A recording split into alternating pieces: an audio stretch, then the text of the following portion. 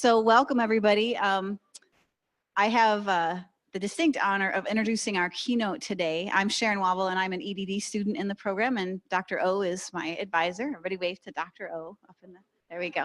That's great.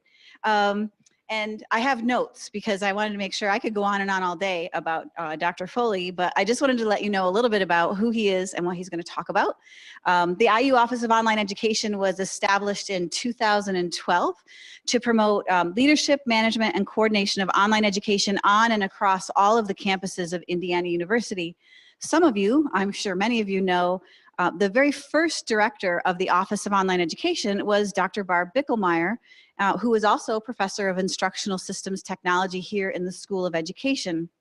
When Dr. Bickelmeyer, or Barb, left IU to go and pursue other really exciting stuff, those of us who had joined the Office of Online Education to work with Barb were really worried about finding someone to fill her shoes. Well, we didn't have to worry for very long, because not only did we find a candidate who could fill our shoes, we think the candidate that we selected actually brought a really fast pair of running shoes and a strong ability to provide that same level of innovative and entrepreneurial leadership that Barb had into our office. Dr. Chris Foley has over 20 years of experience with Indiana University, most recently as Director of Undergraduate Admissions at IUPUI, and now as the current Associate Vice President and Director of the Office of Online Education. Chris leads our office in the exploration and the implementation of strategic online initiatives, programs, courses, and services. I've had the pleasure of working for and learning from Chris for the past 4 years, and I'm sure that you're going to enjoy hearing him talk about online education and how it's moving from being really a disruptive innovation to an integral part of Indiana University's mission of helping students achieve their educational goals. Take it away. Thank you very much, Sharon. So thank you all for having me here today. Can you hear me okay? Because I'm always not sure if the mic is working or not. And hello, everybody out in virtual land. I think this is being broadcast, so that's always fascinating as well. It's an honor to be here to talk to you today, and I really want to send my appreciation to the committee that brought me here, and thank you, Sharon, for a wonderful introduction. And it's a great honor to always come back to the School of Education, because even though I'm not a graduate of the IST program, I am a graduate of the School of Education. My experience is in higher ed, enrollment management, and policies, and things like that. So what you're going to get today is I'm going to talk about design. I'm going to talk about some things that we start seeing in the online space, and really some metaphors that I'm going to really talk a lot about metaphors and things that I see challenging us, and sort of the roles that I think y'all hopefully will help play out in helping us solve. So to begin, I do want to give you a couple of caveats about the whole process.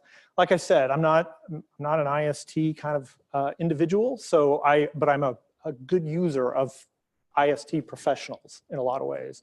So what I may say about some of this is that some of the ideas may be a little basic, but I'm trying to make sure that we don't go too deep in a lot of this stuff, because I think there are some really high-level challenges that we're facing in the world of online education, but also in education in general. And I think it's really important for us to not get too far down in the weeds before we actually know what the landscape is actually looking like. So that's kind of the caveat. I do have two other caveats that I need to let you know how this presentation is going to unfold. I'm a big fan of science fiction. I am from the southern part of the United States, which means that I speak with metaphors and figurative language way too much. So in the world of science fiction, I think I've got a lot of ideas about how I can take those ideas that I grew up with and kind of talk about how that's impacting our world now. The other one is I do a lot of doodles and scribbles. When we talk about technology, the ability for me to actually draw and then throw it into a PowerPoint presentation and get some ideas quickly out of my head and onto paper is really great. But the consequences is that you're going to see them up on the big screen. So just be aware of that. But no matter what, don't panic. I think there's a point towards the end of the day, and I think I hope you'll enjoy it.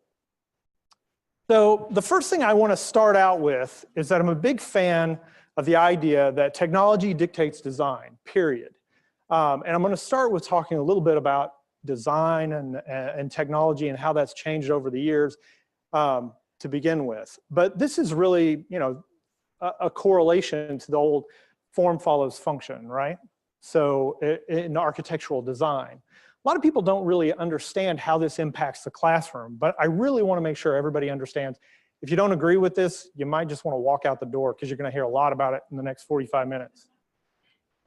So a personal history. So remember, I'm not an instructional designer. I don't know an official history of technology, but I know my own history with technology and the classroom. And so this is the technology that I grew up with, right? We started with a piece of chalk. If you got a little fancy, you got colored chalk. If you got really fancy, these were the big ones. The chalk holder was fantastic. If you wanted specialized technology, you went into the music classroom and they had these chalk holders for the staff, right? 5 pieces of chalk and all of a sudden 5 straight lines across the chalkboard. It's fantastic. Then when it really we felt like we were getting crazy, we went with the whiteboard with the markers. And the real impressive change in that was that you stopped getting high because they got rid of the fumes on them. And they also got rid of the squeaks, which was really nice. And then finally, who doesn't really appreciate the dull, calming feeling of a dim classroom and the overhead projector? Like that was really fantastic. That was calculus class for me. So what was the experience like? The experience for pretty much my entire educational life until about the 90s was really this. You either looked at the back of your professor's head, or they turned around and they lost their kind of stream of consciousness because they couldn't face what they were writing. There was no fancy pictures, there was no multimedia, there was just, and if there was multimedia, it was really bad health film. Like it was really horrible. Or you got into a big classroom that was really big and people, you know, it was scale at size. So if we think about this disruptive thing called a MOOC, everybody familiar with the idea of a MOOC?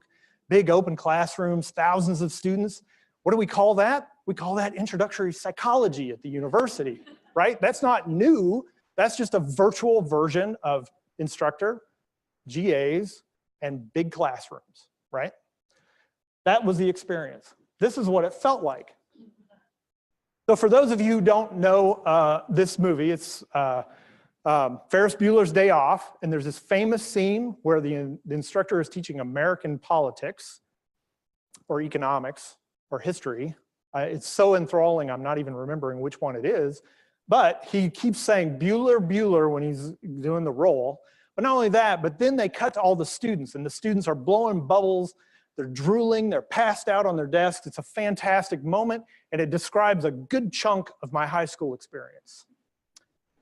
Okay? Now, where was I in this space? So remember, we were talking about science fiction. When I was growing up, these were some big science fiction movies. This was what the future was supposed to look like when you were a kid in the 70s and 80s, right? So you had Escape from New York. It was released in 1981, okay? Blade Runner, released in 1982. The Terminator, released in 1984. They were set in 97, 84, and 19. We are already past the future these movies were exploring, right? The only thing that it's unbelievable. The thing we did not foresee in any of these movies was that Arnold Schwarzenegger would become governor of California, okay? So think about it. I mean, and this is something that I just have to pause because I dawned on it. The future that was depicted in my childhood is now the past, okay? And then you look at the technologies that are available in those, and outside of the flying cars, right? We're not too far from some of the technologies that we saw in those films as if they were cutting edge, you know, visions of the future.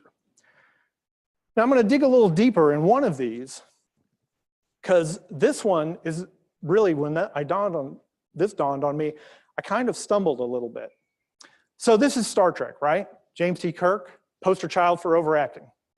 Okay, so that was shot in 1966, 67, 68, 69. Okay, In that series, there were 4 pieces of technology that completely thrilled me. There was the communicator, right? There was a talking computer. There was a tricorder that gave you answers to everything. And then there was a warp speed ship. So in 1989, Nokia came out with the flip phone, which was actually influenced by the design of the computer, of the communicator. 2007, we introduced the iPhone. That's the tricorder that basically is there. And then in 2010, Siri was introduced, and you could talk to it, okay? Now, when they originally decided, or when they originally set Star Trek, it was set in about the 2260s. And by 2010, we had 3 out of those 4 bits of technology already in our hands, okay?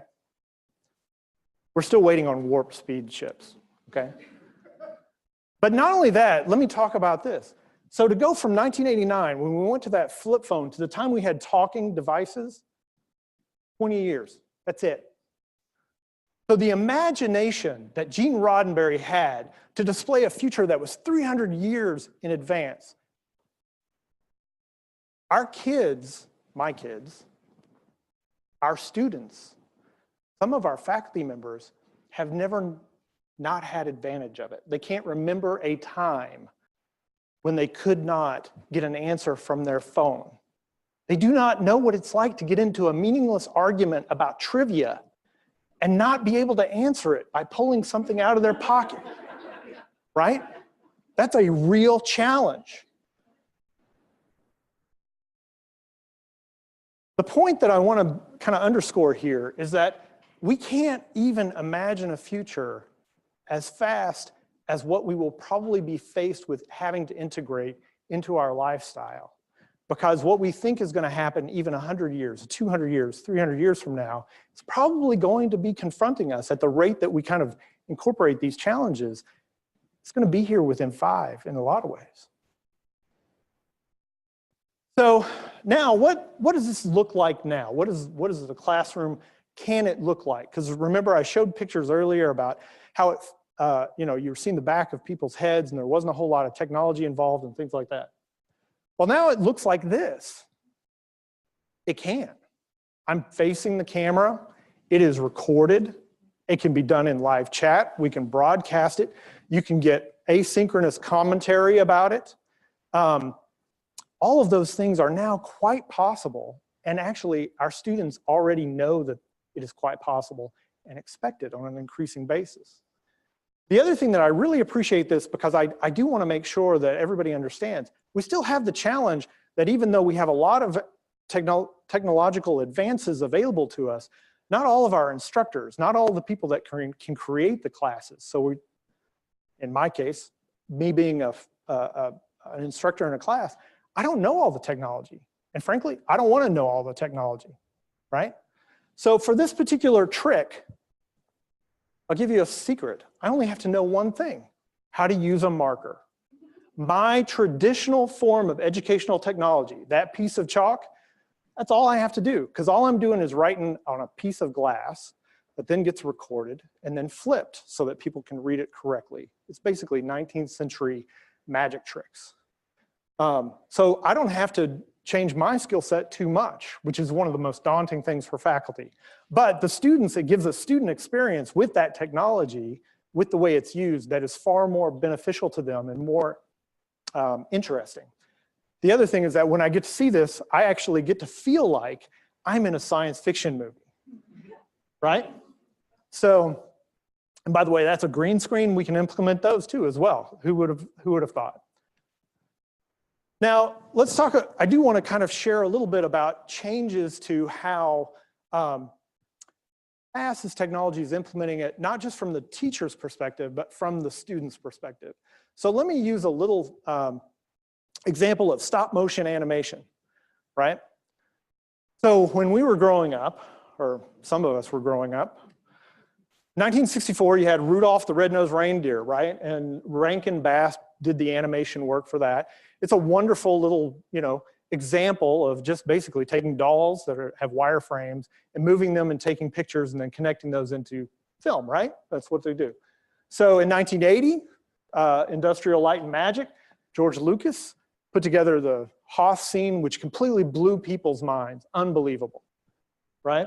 And in 1981, you had Ray Harryhausen, who had basically been one of the primary movers of this, making the Clash of the Titans film, right? Over here in the corner, you have 2018. This is a kid's bedroom, particularly my son's bedroom. He was at the time 14.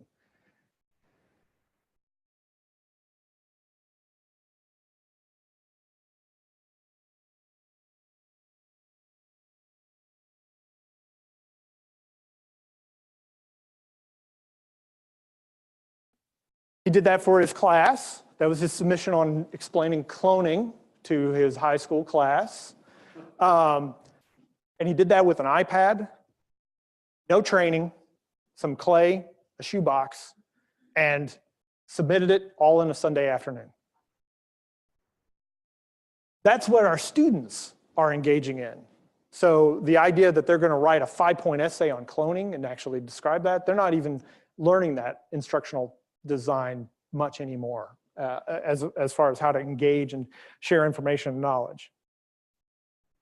So as we talk about it, we can really see that there are changes happening in education and sort of how are we explaining this to people, and particularly to get back to my own life in the online education. And so, and again, I think we need to talk about sort of how do people view online education in the broader scope, because like it or not, a lot of the innovation in technology is coming through the online environment. Not all of it, and a lot of times I would say that the online environment is not that different from our face-to-face environment. As a matter of fact, really what is the difference between me giving this presentation face-to-face here and broadcasting it and then recording it and then sharing it later on? That's a very multimodal form of instruction that is happening right now. But we would think of this as probably a traditional lecture if we were to think about it. So what do people think about when they think about online education? First one is, they just think of it as a monster. I'll just be honest. There's a lot of people out there that think that online education is either Godzilla coming to destroy academia completely, or it's the thing, which is, you know, basically a vile alien that comes and absorbs other and then impersonates other forms of entities. You have alien, where it just, you're eating dinner one day and then all of a sudden online education jumps out of your stomach and runs across the entire dinner table, something like that, something horrific. Or you get the good, you know, Jean-Luc Picard in Star Trek, we will assimilate you, right? That we are some alien thing that is going to come in and just take over the world. This, I would like to say, is hyperbole. I've heard every one of those fears amongst many different audiences about what online education is. Obviously, I think that's kind of wrong, but I think it needs to be addressed. The second one is that they think it's some form of a switch, like an on-off switch. Like suddenly something happens, you suddenly, somebody suddenly gets an idea and then they record a video lecture and suddenly you have an online class, miraculously. But it's either online or it's not. Not really true. The third one that I tend to think about is as a spectrum, right? So you have content and outcomes that you think you want to develop, and then coming out on the other side of the prism, this miraculous thing, which I would almost say curricular design, instructional design kind of stuff, you get this broad spectrum. A little bit better of a metaphor, but still kind of problematic because we have a lot of creativity. Sometimes it's not on the spectrum. Sometimes it's just something different. But we think that's what it is. And if you don't know what F2F is, it's face-to-face. So finally, I like the metaphor of bricks. So Legos, if you want the trademark name. And I like bricks because when you design them and you think about the different elements of design, they can go from very simple ideas to complex ideas to even art. It's just how you put them together and how much imagination you can have. So there's not really even a classification that works. Now, don't get me wrong. we have to classify things. We have to report them. So one of the things that I have to do, and Sharon particularly has to do at the end of the day, is try to figure out how we can report to federal agencies and state agencies about how we classify our classroom. But in reality, that's just a false taxonomy. It's really just, how are we taking these bricks and putting them together? So for instance, remember I warned you about scribbles. The bricks on the left-hand side, these are all different things like video capture and flipped classroom, face-to-face meetings and asynchronous discussions. You can have one design over on the upper right-hand. That's your online version. And please don't tell the IU communications people that I drew the IU trident. I'll get some trademark infringement or something like that. No, they're really nice people. But anyway, design 2, then you go to traditional, right? You've got more blue bricks. You have those face-to-face meetings, but you still have other elements like flipped classrooms, and you have asynchronous discussion forums and things like that. And then down at the bottom, you can have design 3 to infinity in my mind. It's all about what's your creativity, about how you're going to put those blocks on. So when we talk about what is online and what is not, I don't think there is a definition. I don't think there is a way to do it. It is simply a series of tools that we're putting together in formats that we've really not seen in other ways. Because remember, our technology before, when I was growing up, was essentially a chalkboard and piece of chalk, right? Books were expensive. You didn't really have ways of doing all the collaboration we did. Cameras didn't, VHS videotapes didn't even exist when I was in some of my schooling. So those sorts of things now are readily available. They are on people's phones, and now we can take advantage of them. That is what I think is really happening.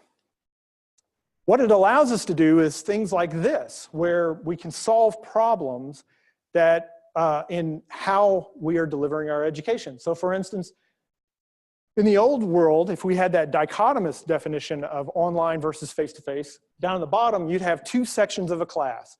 You'd have a section of a class that would be online, you'd have a section of the class that was face-to-face. That would force you to have 2 instructors, double your costs, and you don't have any more students. You might still just have, in this particular, you have 25 seats in one, 25 seats in another, but you only have, say, 25 students total. So you're gonna under-enroll each one, but you create 2 educational spaces because we're trying to fit them into those other metaphors. Instead, what we can do now is you can stack them into kind of a multimodal format like we're doing right now by taking a face-to-face design, a strictly quote-unquote online design, and then you get a hybrid design. And so you mix the space, control your costs, and actually, in my opinion, give a better experience because you're incorporating more students with more pedagogical, and you can have a better pedagogical design because you've got those more voices in there. Please note, there is nowhere on this slide that says I'm going to stick 10,000 students in this class. I want to make sure that's clear. I'm still talking about class sizes of probably 20 to 40, okay? So what I want to make sure you understand to this process is that I think that instructional design is critical, right? And bad course design is not spinach. So let me explain what spinach is. Anybody know who Popeye is? If you don't, I'll explain to you. Okay, Popeye was a comic book character or an animated TV character that every time, he was a weakling, but when he needed to go fight his foe named Brutus, he opened a can of spinach, squirted it out, swallowed it whole, and then suddenly he was miraculously strong. And everybody would tell you, because none of us like spinach, because the only thing we knew how to do it was open a can and boil it. And spoiled spinach is really slimy for a young kid. They would say, you want to be strong like Popeye, right?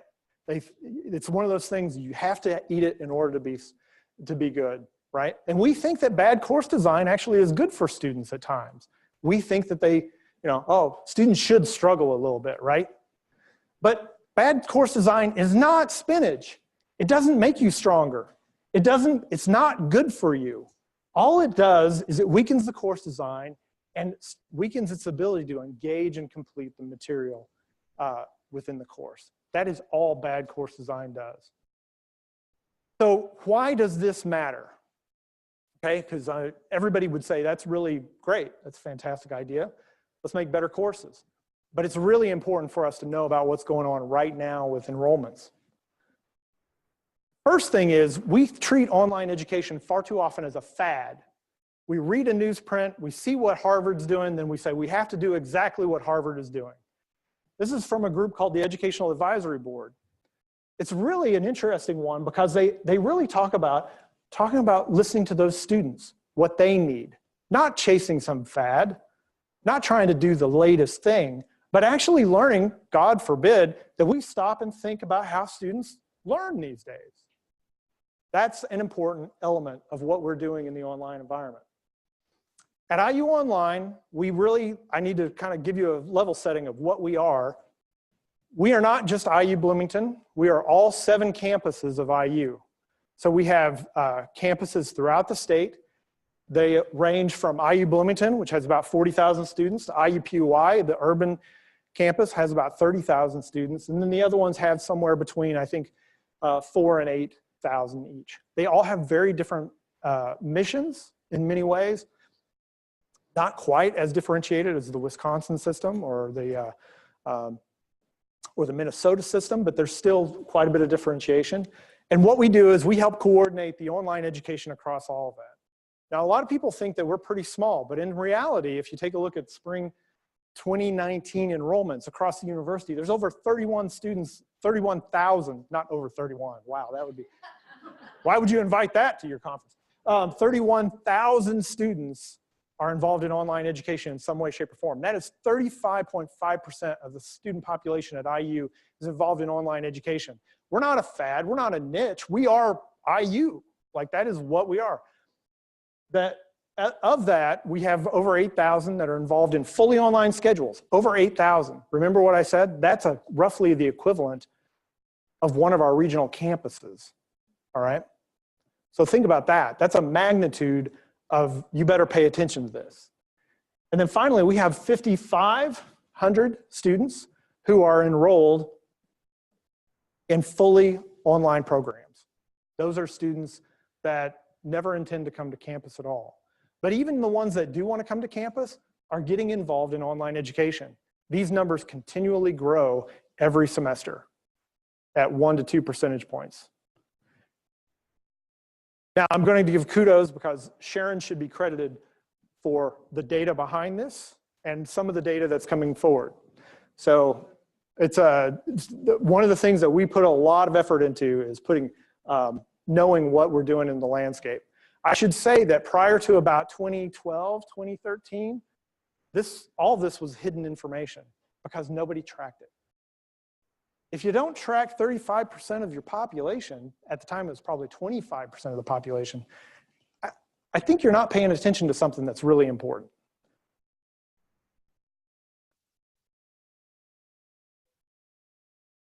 You're about to get that 5 slides down.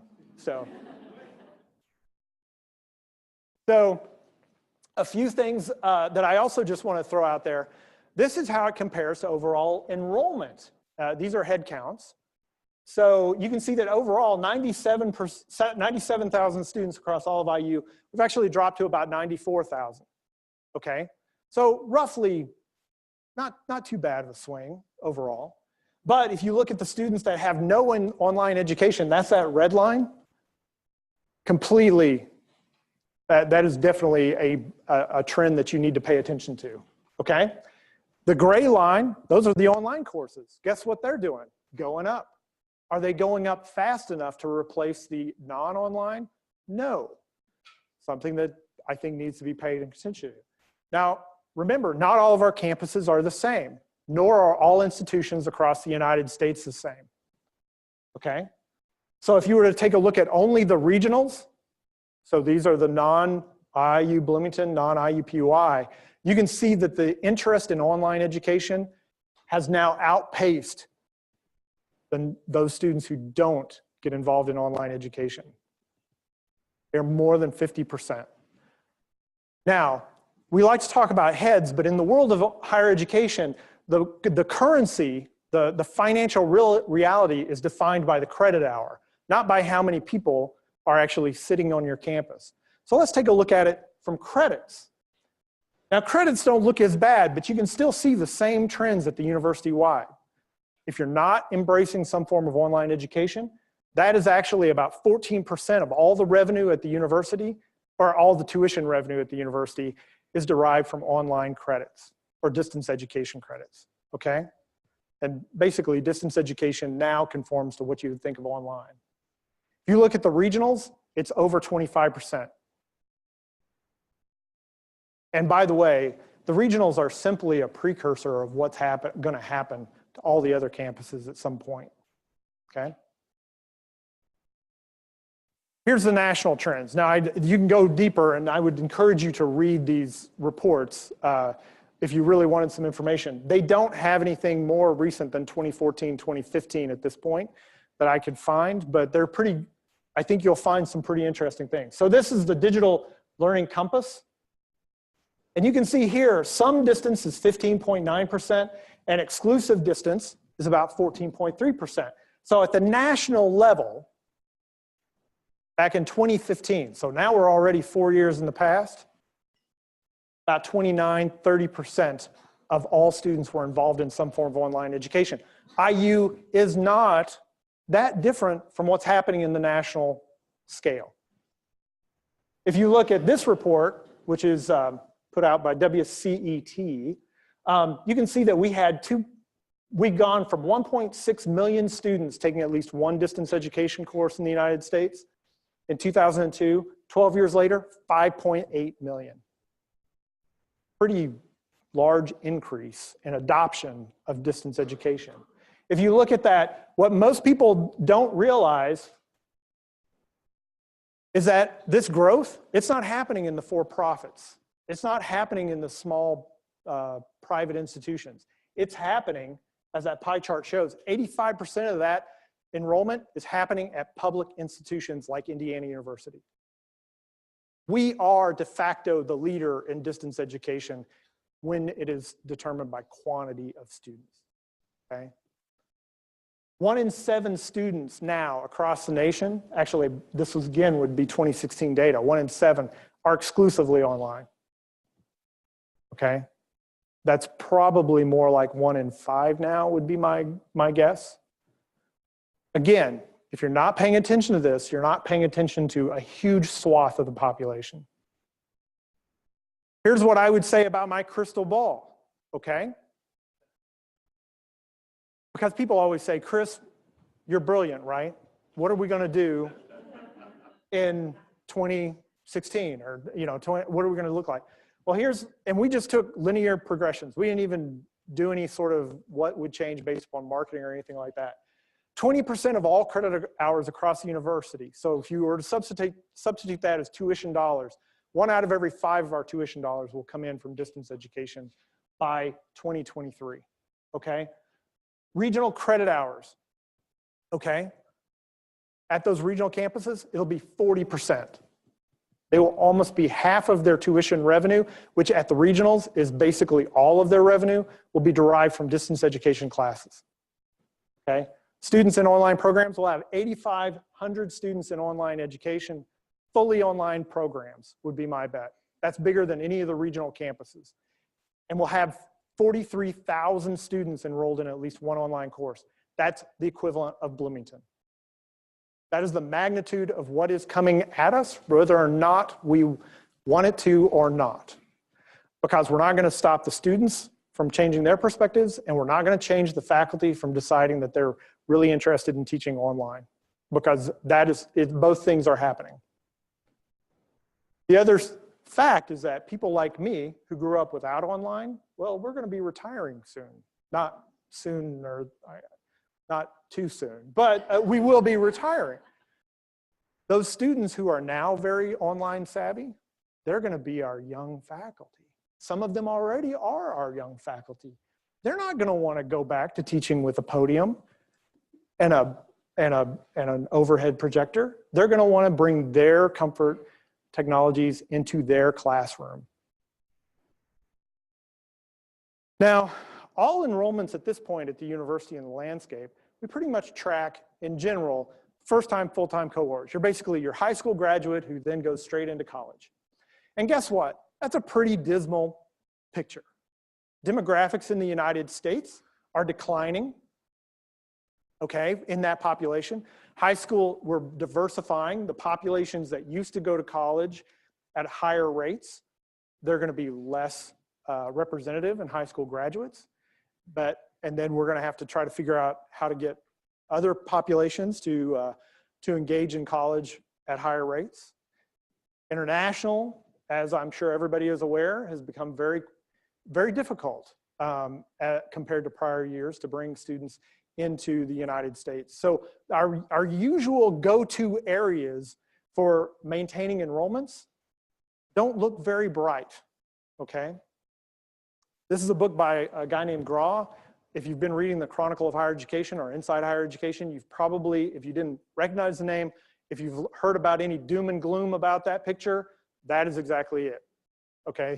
He did a good job of starting and making sure that conversation was going to happen.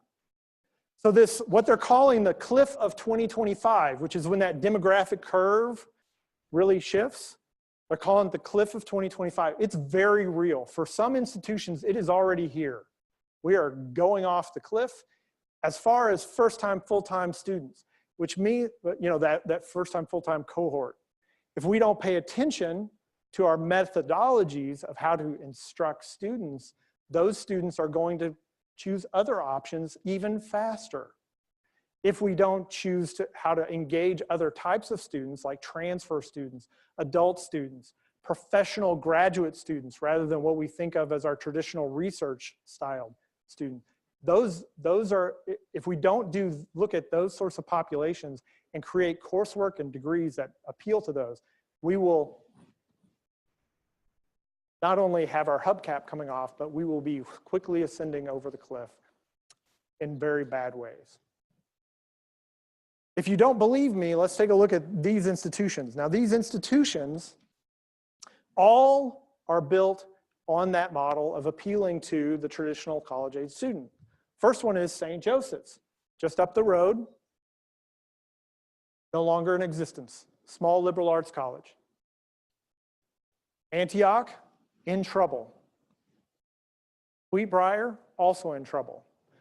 Now, these are types of institutions, these are not institutions that probably 20 years ago anybody thought would be in trouble.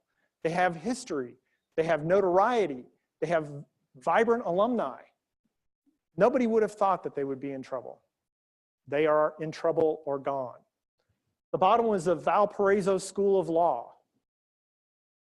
Valparaiso, very well understood, and who would have thought a school of law this is not some fly-by-night institution.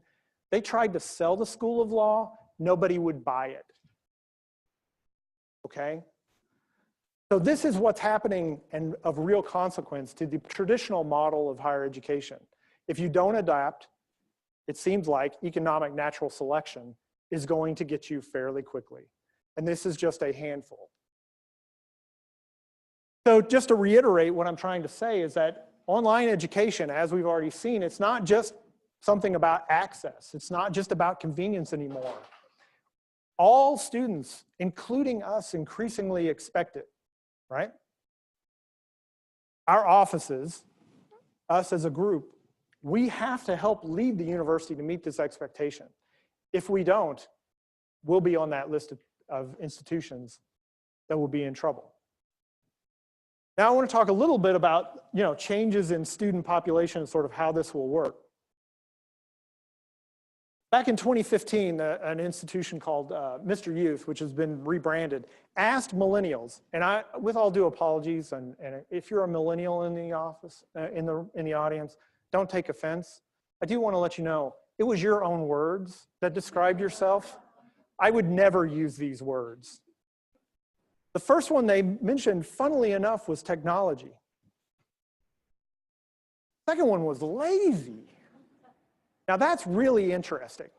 And I think if you were somebody, not me, but somebody of my age who had been working with millennials, you would have a particular stereotype of what they meant when they described themselves this way. But let me phrase it a different way. Millennials never lived in a world without a computer. They never loaded a program off of floppy disks, probably. In most of their memory, they have had handheld devices that the hardest thing to do to launch a new program was figuring out the reviews in the App Store. They don't know what it's like. They don't know the thrill of going to your local Radio Shack, asking people about what box of software they should buy, taking it home, reading a 200-page manual, unloading the 8 floppy disks, loading them one by one, using a DOS prompt, then trying to troubleshoot and debug it without the help of the internet. They have no idea, and they don't care. Okay? Here's the next one. Microsoft did a review a few years ago about the attention span. And again, this seems really dismal.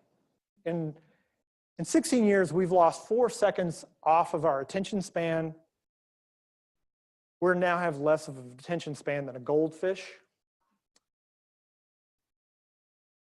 This is not millennials, this is everybody. Okay? You have a question? No. Okay. Go read the study if you want to know more. But I'll tell you what, I think this is really interesting. Again, it's not that we don't have attention spans, right? If we didn't have attention span, Netflix wouldn't be launching 16 hours of content for us to binge watch over our weekend on a regular basis, okay? We would not be sitting in movie theaters. Y'all would have all gone about 47 minutes ago out of this room. We have attention spans. We just have attention spans for what we want to deal with. We have no patience and no attention span for stuff that we don't have any interest in. And I would say that's true of our students, and I will say it's true of my colleagues and myself at the university. This is the 21st century. If we don't understand this in our design process, we will fail. This is what I think is really happening. Students will struggle with these things. They'll struggle with mathematical concepts like, you know, the Pythagorean theorem. They'll read War and Peace. Maybe they won't read War and Peace, but they'll like trying to read War and Peace sometimes, right? Or they'll learn about the Doppler effect or things like that. What they will not deal with, what they will not tolerate, okay, is troubles with logging in, registering, uploading a video, finding resources at the library, right? Trying to submit an assignment. They will not deal with that. They won't deal with what you're trying to deliver if it's struggling through the basics, if they can't get in the door.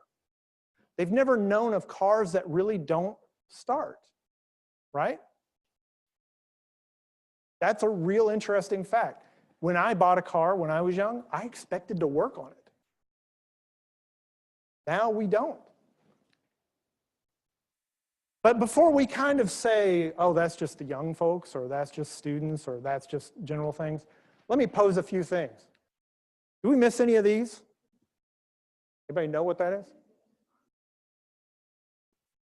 That's a hand crank for a car without a electric starter, right?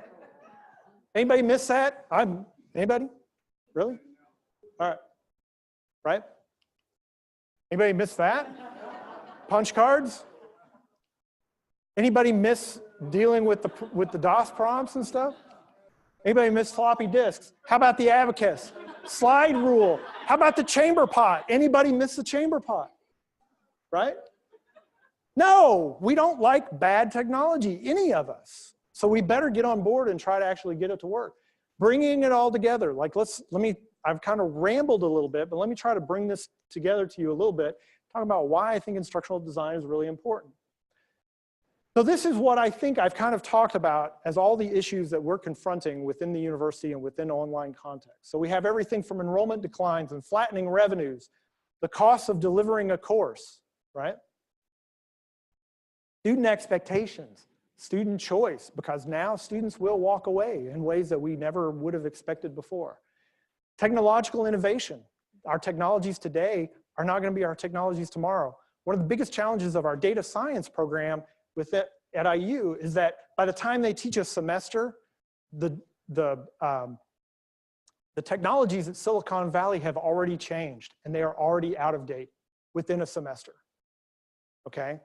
That is a real challenge, especially when your students are online and in Silicon Valley. And demand for quality. I think one of the things that we've got to put on the plate is having strategic design. Now, I use strategic design because I think it's really important for us to remember that this is not a bolt-on or a remedy or just a TA or something like that. We really have to rethink how we're designing our classes. And even though the word strategic gets attached to too many things today and everybody thinks it's a really nice, fun catchphrase to make you pay attention to whatever you're talking about, I think it really matters here because it really talks about being not tactical, but far more strategic. So what do I mean by when I talk about strategic? You got to be in a core, design has to be integral, or strategic. It has to be integral to the way every course is designed. It must be informed by student learning characteristics. You got to know your audience. You got to take the cost of instruction into account. I have colleagues that have spent $2 million to create a class. I will tell you what will happen if anybody walks in to any office at the university and says, I need $2 million to create a class. Yeah, that's it. That chuckle. That is exactly what will happen. Our average course design set under $8,000, about $7,200 to help a faculty member design a class. The average across the nation is about $20,000 to $30,000 last time we checked. We must consider the sustainability of our work. Remember, you just don't, what you're designing is pretty big. You've got a lot of assets, you've got a lot of space, things that you're really dealing with. You have to take into account that in 2 to 3 years, not just your wardrobe is going to be out of date, but the technology you used is going to be out of date. And so how do you build that into the mechanism to keep your courses valid? What does it not mean? And I think this is really important. It does not mean lowering quality of coursework. I have seen what can be done in this environment. These are really, at least at IU, I'm sure at other institutions, I would say I would be just as impressed. I look at what our faculty are designing and they are fantastic. This is not a reduction in quality. It does not mean less effective assessments, and it certainly doesn't mean cookie cutter approaches to education. What we're trying to do is keep the flexibility, but also make sure that it's pertinent and usable by students. So what does this mean about rethinking course design? A couple of more points that I want to make. In the past, I think, we basically had this traditional viewpoint of course design, which meant the faculty member spent some time sitting back, thinking about their class, identifying what readings, preparing some lectures, and it all came out of their kind of out of their perspective, and they worked in isolation, and then they pretty much delivered their classroom. It was pretty much a straight flow, and they really can kind of think about the student as an empty vessel. It's non-participatory. Basically, I have knowledge, I'm sharing it to you, okay? Now that's a gross simplification, and I know that we have a wide variety and many people, but when I was going to college, I can't tell you how often that seemed to be what the course design was. In other words, the faculty member really is in control, or they think about that they are in control of about 100% of the course design themselves, right? And that the student is simply a passive recipient. The problem with that is that it's always been wrong. There have always been other people involved in course design. So the course design process has never been sacred or exclusionary or anything like that, because you have things like registrars that have to make sure that you're scheduled for the right type of classroom. You have teaching assistants to help you deliver. You have maintenance people who come in and make sure that the physical space is put in place. You have IT staff so that when you can't figure out how to get your laptop to work, they can actually put it onto the computer in the room. You have librarians, teaching and learning centers, departmental administrative staff. You have bookstores involved. You got people that have to come in and clean up after your students leave all their empty drink bottles in the room, right? All of those things. The 21st century really demands that team has to be expanded as well, because what happens, a lot of those things meant to maintain a physical space Now they're just a virtual space. And now you've got to clean that up. And I got to tell you, from a faculty perspective, it's really challenging to be the person who maintains the physical space and does the curriculum, the delivery of the knowledge and content area information all at the same time. I don't want to tutor students on how to load a video to Kaltura. I want to teach them about organizational leadership and change. So I need people that will help me. Carrie is a great example. She was a great aid in helping me with my classes. Help me clean up that space and maintain it so that I don't have to be in those areas. Here's an alternative vision of how I think course design should work. It's actually a chemical reaction. So I work with a wide variety of faculty. I love the ones that come out, the examples that come out of the physical science, chemical reactions. So in this one, really remember, students want to be participatory, and it's not just in education. You can, in marketing, the brand control idea nowadays is really interesting. You have the same idea, where consumers are defining your brand just as much as you're defining your brand as an organization. Students are defining the classroom just as much as instructors are, by what they want to get out of it, what technologies they will use, what platforms they are on as far as their devices, how they're going to consume information, right? Students nowadays, they don't read as many books as they just go to YouTube and find a really good video on how to do whatever they're wanting to do. And frankly, they're pretty successful at it in a lot of ways. They consume information very differently. They have to be a part of that creative reaction. And then the course design becomes the catalyst to help speed up that reaction, right? And then at the end, you get learning that comes out of that. The final thing that I want to just throw out there so that you kind of know where I'm coming from to sum this in is, remember, I started with the idea that technology dictates design. But the other things that come out of that is that design, in my opinion, defines the experience more than anything else now. And the experience has a huge impact on the success of the class, whether or not the instructor feels good about it, whether or not the students get something out of it, how they're able to apply the information and retain the information. If you don't design it right, if you don't have the right technology and you don't understand where the technology is, you're not going to get to a successful experience at the end.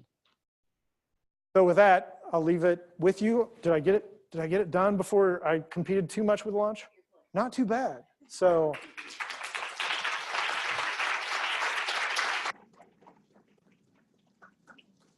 thank you again. Yes. Hi, Rovi Brandon, University of Washington. Kind of curious, the layer, I like to think in terms of design layers, right? So the layers constrain up and above and below to some extent. Can you describe a little bit, just at a high level, the design of your financial model that underlies this? Who owns the risk if a program starts to fail? Thank you. Great. So at IU, the model is that all the tuition, all the programs are built within the academic structures and the financial arrangements that already exist. So we're an RCM school. So all the students are enrolled in a campus. They are enrolled in a program, and they are taught by faculty that are teaching in their face-to-face programs for the most part.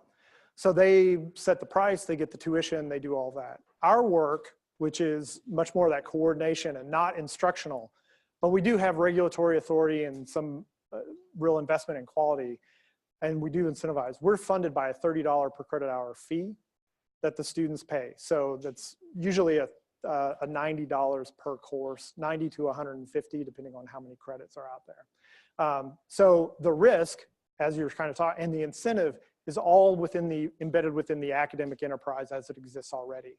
It is amazing to me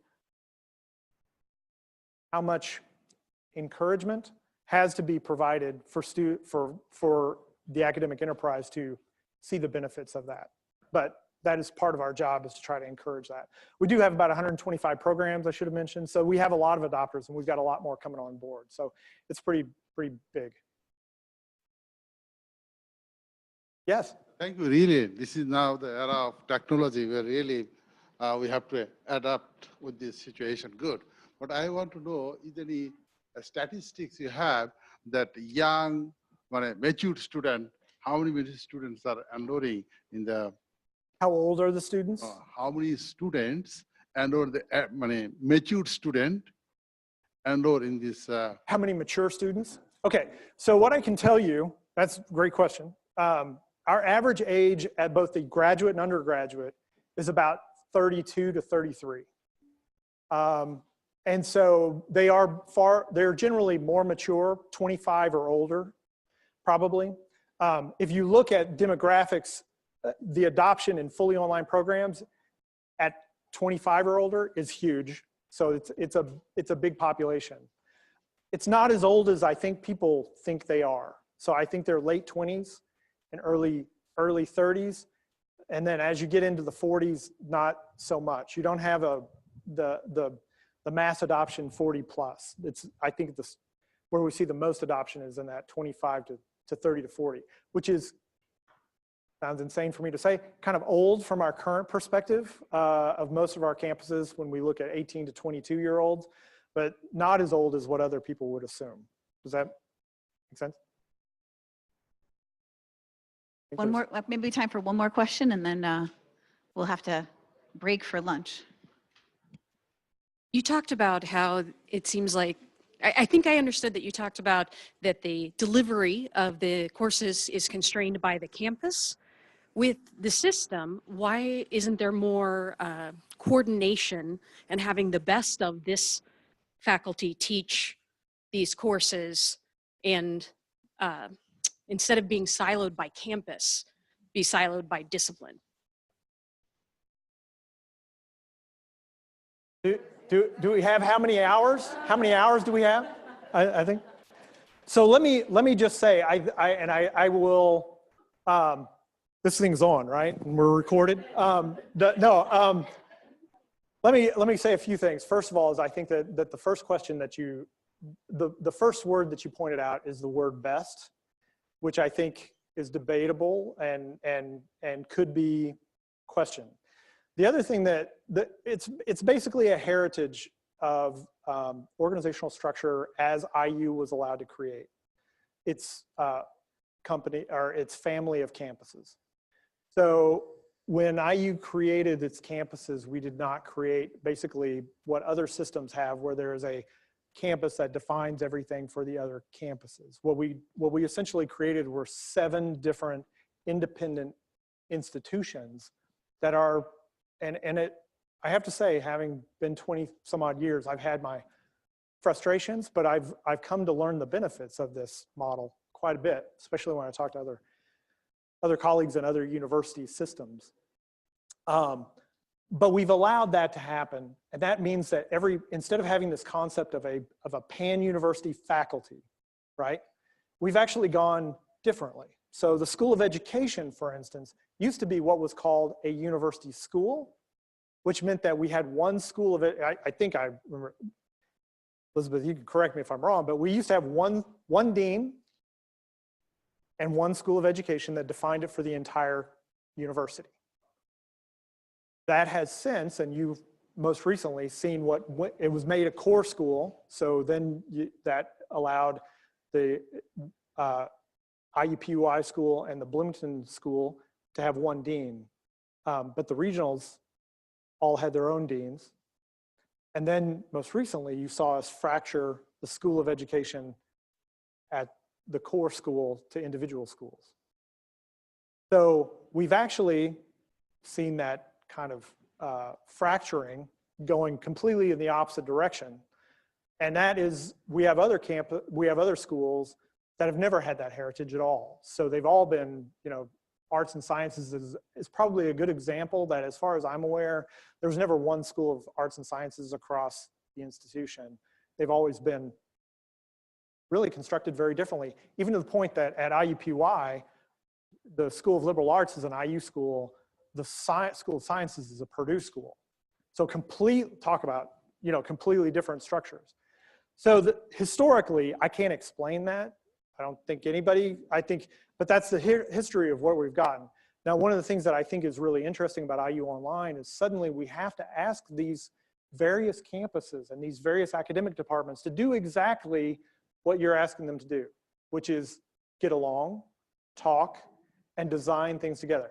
because if you want to talk about our model, which is a whole separate presentation, but something we can, I'm happy to talk about, because I'm very proud of it, and I had nothing to do with developing it, so I can brag about it all day long. You should actually credit your own, Barb Bickelmeyer, who had the vision for helping craft how this model would work.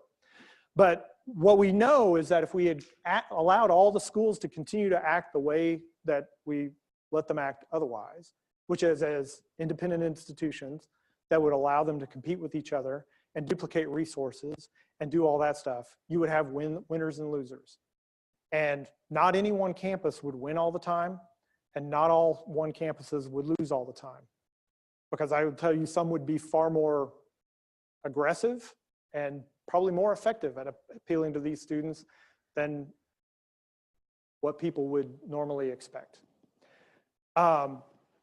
What we've been able to do is to create and vet and try to understand where the expertise exists.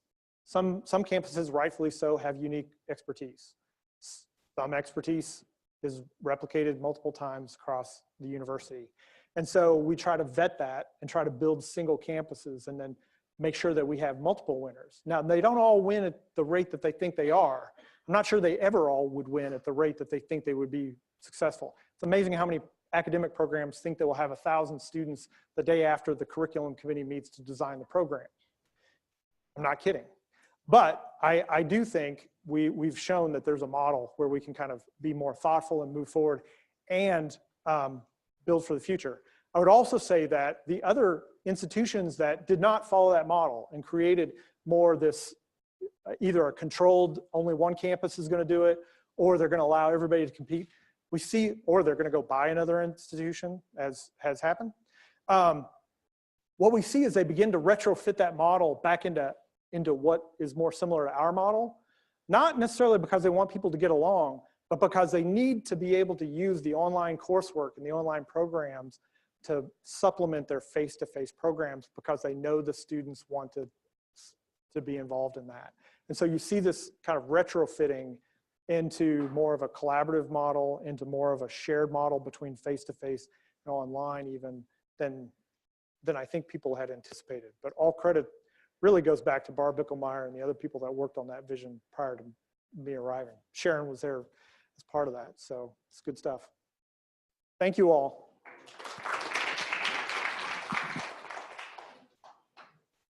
Rovi, how are you? Good to see you. Good to see you. So life is treating you well?